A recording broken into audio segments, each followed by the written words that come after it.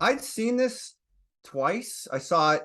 You saw it with Chip Chase, you said. Well, I saw it in Z Channel in the 70s. Okay. When I was probably 11, so probably inappropriate. Saw it with Chip Chases 20-something years ago. I don't remember it being so like archly grotesquely funny. Yeah.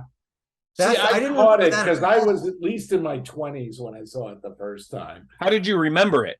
I remember it being grimmer for sure, and it has its moments. It is a grim movie. I mean, it fucking chops that guy up. It is also like it is grotesque at many points, almost over the top grotesque. No, it is over the top. And his expressions, Mastroni's expressions, with the bug eye thing, way more overtly kind of leaning into comedy, parody, kind of, Well, about 20 minutes in, I'm like, why does Lina Wertmüller hate Italian people so much? Yeah. Well, why does Lina Wertmüller hate women so much? Hello, I mean, like a Southern Italian. There's a whole Northern Southern thing going on. It was strangely anti-feminist, I thought. I don't think it was. I think it's anti-human. I think it's anti-humanist. Yes. I know. I was expecting with Lina Wertmüller, you expect something to be a little more. It just seemed like. Have you ever seen Swept Away? But this isn't Swept Away. This is a different film from that. No, but I mean, Swept Away seems like way more anti-feminist than. Well, yeah, it is. That might be her oeuvre. Who knows? I don't know. Maybe that's her thing. It's also an extremely ugly movie to look at. Oh yeah. Oh yeah. And I love the fact movie that was time they talk about ugly. It's about Giancarlo calling himself sort of the self-loathing, and it's like, no, he's really handsome. You know, he's not an ugly man. Right. Mind you, the opening bit, he's ugly before the war. I couldn't decide whether he was ugly or not because he just radiates such an unpleasant quality. He's an unpleasant protagonist. Well, it's definitely. It's kind of a downward spiral film. I want to say Bildungsroman, but we're not going to. Where the beginning I thought was really beautiful. The scene behind me and all this whole sequence was gorgeous, beautifully exposed. You know, not everything. It felt light. It felt accessible. You like the guy. I think the film, as it runs, you like him less and less and less. Very much. I'm not sure if that's. I never liked him to be. I don't know if that's to him as a person or the fact what the war did to him. You know what I mean? No, he's a piece of shit. He was scummy before the war started. The flashback proves that. There is a streak of unforgivable moral ambiguity to this film. There is. It just there's no ambiguity here. There's nothing about this movie is ambiguous. Like, this movie hates its characters on a deep level. Okay, I like that. It does. Yeah. Dad commits. I like. I hate this movie. There's very few movies out of everything that we've watched that I would literally say I hate. I hated every second of this. This movie was painful on a number of different levels. Like, I don't like any of the characters. I don't care about what happens to anyone in it. I have no rooting interest at all. So why the fuck am I watching this movie? Like, it literally, everyone is unpleasant at best and terrible mostly. Like, and I just. This, in its own way, I'm kind of reminded of Jim's pick of Europa, and Europa. This is the Europa. It is sort of this ham-fisted war story with sort of cartoony. I was rooting for the machine guns. Cartoony characters. No, I wouldn't go there. They are. It's what is that style? It's like commedia dell'arte. It's really overblown. Well, that's when I decided maybe she doesn't hate Italians, because I started thinking of like Fellini films where there's a lot of characters that are grotesque and buffoons. And so it's like, Fellini loves his characters. Fellini loves life. This movie does not love its characters, and it doesn't love life. No, it's anti-life. Well, it's very much like it's nasty. It's an Italian film if a German person made it. No, I take that. I said, sorry. It's a German film. Okay, that might be the clip. I'm gonna write that down. I said this movie is for Italians what Inspector Clouseau is to the French. Oh, that's almost as good. That's pretty good. I don't know. Okay, I'm gonna okay, so I mean, we've talked before about what's that cartoonist I've mentioned a couple times before, Jim. Oh yeah. You bring him up when we get to movies like this. Drew Friedman. Drew Friedman. Yes. Yeah. I like a lot of movies that go fully Drew Friedman. I think that the Coen brothers, A Serious Man, goes full Drew Friedman. There are others. This movie is full Drew Friedman, especially. Yeah. Come on. No, full Drew Friedman. Who remembers Shirley Stoller as the woman running the pawn shop that cuts off Alec Baldwin's fingers in that movie I picked that you guys Her, really? Miami Blues. Shirley Stoller has a bit part in that movie where she one of the other movies that we've done that I've hated. And she's also in I think it's called. She's also in Baby. The Jules Pfeiffer thing. She was in that as well. Is it Little Murders or is it? It'll come to me anyway. Like this is. I mean, apparently her career was sort of like floundering, and then she takes this part and gets forever typecast as a Nazi. Ilsa, the Nazi commandant. Ilsa. Like, I mean, good Lord. But the thing about Ilsa, this is the thing I remembered about seeing this movie when I was 11 was her. Yeah, that would stay with you. Ilsa is unreasonably attractive. Like that's the point of that character. We're talking about Ilsa She-Wolf of the SS, right? Yes. And why is we got to pick this movie? Because I've always wanted to see it. They go for tipage. I mean, that's kind of like that short circuits everything in my head. The whole idea of Ilsa She-Wolf of the SS. Right, but the whole point of that movie is that woman is unreasonably attractive, and it's about the allure of power and evil. This is not that. Okay, I'm gonna have to choose. Like at the headline level, this movie is about a guy, right or wrong, who has this sort of weirdly fucked up sense of his own importance, level of self-esteem, but more importantly, this code that he supposedly lives under, which he abandons. Right, which instantly. The movie puts him through hell to see how much he's going to debase himself in order to survive this situation. Yes, the scene where he runs across that woman who is tied to the bed, who's insane. You know, that was where I mentally checked out of that character. It's like after that, he was not. It wasn't interesting at all. He just like the last shred of my sympathy was gone. You're no longer identifying with the protagonist. You're just watching this guy. Yeah. I think the best scene in this movie is when they're in the concentration camp and the guy starts talking about how like 400 years ago there were 1 billion people on the planet. Fernando Rey.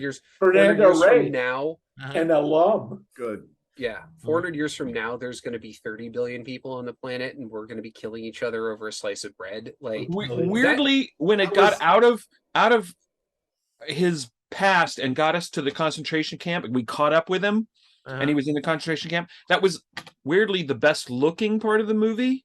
This stuff was great. So, and it looks amazing, and it was the most interesting to me. So you know what's interesting? Lina Wertmüller's husband, Enrico Job, is the guy who did the set design and production design for all the camps and stuff. And he was like an architect originally, I think. It has a really good sense of space. Yeah. And when you see this, you know what this means. Yeah. So like you have that immediate feeling of like, oh fuck. Here we go. However, the weird thing is that the concentration camp scenes, I've actually visited like 2 of them. It didn't look anything like a real concentration camp. I had a hard time believing that an abandoned warehouse. Except the costumes were spot on perfect. The acting in there was spot on perfect, but the striped pajamas and a warehouse and a dock somewhere in Rome. There's gotta be a company somewhere in Central Europe whose entire business is renting concentration camp costumes to film producers. And you got to think like there'd be a really good documentary. There would be about you know why? Because they don't have to. They don't have because you got to figure that guy, and whoever that guy is. They don't have to fit. They can all be a little bit big. Yeah, and also, do they already joke, have the the stars sewn on them, or do you have to pick? Those are how- extra. Right. Actually, do you have to do you have to good- pick the pink triangle? Do you have to pick like Actually, I guess it's a question back to Jim because I kept saying on the uniforms, was it a pink triangle on pink everybody? triangle means It gay. was a red triangle. What does a red So triangle there were mean? different color codes. I know, but what did the red triangle mean? Red triangle was criminals. Oh, I didn't realize okay. So Pink pink triangle triangle means was gay criminal. homosexuals. No, Yeah. pink triangle just means gay. Homosexual, was, yeah. Yeah, but gay I don't was think that's a crime. I don't think that's an error or an oversight that they use the triangle and they There just was a made red pink instead triangle, of but red. it actually had a meaning. That makes sense. Yeah. No, and then you would get people who would have multiples. Yeah. Like and they were the really doomed ones. Like the gay if you gypsy had- You criminal. could be a gay criminal Jew. The other Yeah, triangle exactly. Upside down Mhm. to make a Star of David. Yeah, but they were harrowing scenes, but they just didn't feel real. They didn't feel authentic. You know. No, they didn't. And, you know, if you go back and look at it, so Lina Wertmüller, her big introduction to filmmaking was as she was a assistant director on 8½. Oh, Oh wow. Mhm. Which Yeah. I saw a review that called this Lina Wertmüller's 8½, and I'm like, no. No. Maybe. But Well, she did Kind of work lines up with my Fellini. Fellini thing, though. Yeah. Yeah, but again, Fellini loved his character. Yeah. Usually, yes. So it's interesting that you have these like grotesqueries of characters, and yes, you always do get the feeling that no matter how grotesque they are, Fellini just loves them because they are like Right. heroes and Yeah. miscreants and stuff. Whereas Like John Waters. John Wertmüller Waters is is the same more- way. yeah. Wertmüller is more of the kind of European intellectual who's like, man is inhuman, you know. Right. Yeah. True. Look Well, at the right. shit he's capable of. Yeah. Yeah. Yeah. But I still think there's a way to do that that's better than this. Like Oh. I It's not a perfect film. no, Certainly, my- I'm with you, Ted, in that I will never ever watch this again. Well, mind you, I've seen it 3 times. my problem with this Wait, movie I've my problem with lost this count, movie Scott. is that I don't feel the despair that the director wants me to feel Yeah. because I don't Well, it's a care. comedy. But I don't It's a care about comedy. You're That's a supposed to black-ass be comedy, distanced man. from the laughter. that's No. You also winded back that's to like. dancing. That's dancing about food. Like why- the you know- point is that you're supposed to feel a level of despair for this character when he gets sent to a fucking concentration camp, and No, I don't know about that. I don't Oh. think so. then He's a piece she of fucked shit up coming- in 2 different ways. He's a Yeah. piece of shit. Who cares if he goes I'm to a an concentration asshole. camp? Yeah. Because even if you're a piece of shit, a concentration camp I mean, is still the worst yeah, thing that because can happen. True. to you. That's very He true. doesn't like learn. At the Yeah, end, he's exactly. like, okay, you were a whore. Stop being a Actually, whore. you know what? Good kids." I don't. I'm going to dispute that. I think at the end he did learn, and I think there's one of the things about him. Oh, we I need don't. to get Him- no, married and hold on, procreate let me- as fast as possible. Hold on. As fast as Him at the possible, beginning of yes. the film was him Yeah. assured in his world. He had a place in the world. He knew he was very optimistic. He was always kind of working angles, and he had this huge support system for himself, right? Yeah. But at the end of the film, Unaccountably optimistic. well, whatever. But at the end of the film, he had fully embraced the dark. You know, I just want to have a lot of kids, and you know, the he's down to like an amoeba. When he wants, Yeah, but he's he gonna, wants he's to gonna divide, treat, divide, Yeah. his daughters. He He's gonna wants treat to his daughters the way he survive. treats his sisters. And, Right. Yeah, And that's Right. that's a horror movie. yeah, maybe, yeah. You know, I'm not going to argue that he was a good guy at the beginning. So I'm saying the bad next- guy I'm becomes saying his worse world- I'm guy. just That's saying the that The worldview next, changed. That's the sequel, arc. The sequel to this that's following him and his children is a horror movie. Like Yeah. that's like Hardly anybody is good in this movie. I mean, No. Pedro. maybe. Also, one thing Yeah. about this film is that his buddy really Francesco- sells out instantly. I right? don't know that Francesco is good, but He's better than he's this guy. Not evil. Right. yeah, Yeah. yeah. Well, who's to say? Hmm. And just the fact that he'd rather be shot in the head than give them what they want. I mean, Yeah. at least he stood for something. At the end of his life, he stood for something. Yeah. Yeah. No, mind you, I And want it's better to be. Well, killed we by can, a we can always go friend. back to Shakespeare. Yeah, No, better to well, be killed no. by a friend. You Wind your fool, brain. How Wind does your, it matter, or what does it matter how a man falls? When the fall's all that left, it matters a great deal. No, Right. no. Think about this film. Wind your brains back to when you were a kid and you lived for the flyer from your local rep theater every month, right? This showed up every fucking time. month for years. This was the. First, I don't remember this one. This was a perennial first art woman to film. ever be the Yeah. first woman to ever be nominated for Best Director. It was the first foreign film, I think, to ever be nominated for Best Picture. Yeah. Like It was an extremely important film when it came out. Yeah, I had no idea. And maybe that's because the Americans kind of saw it through the new Hollywood sensibility. Is like there are no moral characters in this movie at all. Yeah, maybe. Yeah. But either way, it was a very important film that came out and it showed endlessly in art theaters. World War II is about. I mean, there are no moral characters. Even the Americans are tainted. No, we committed horrifying atrocities in that war. Like nothing good happened there. Yes. And anyone who thinks that something good happened there is probably actually a fascist. Or profited from it. Well, it's the same thing. A deluded fascist. Well, I don't know. I guess do we anything else? I still find something oddly compelling about the grotesque.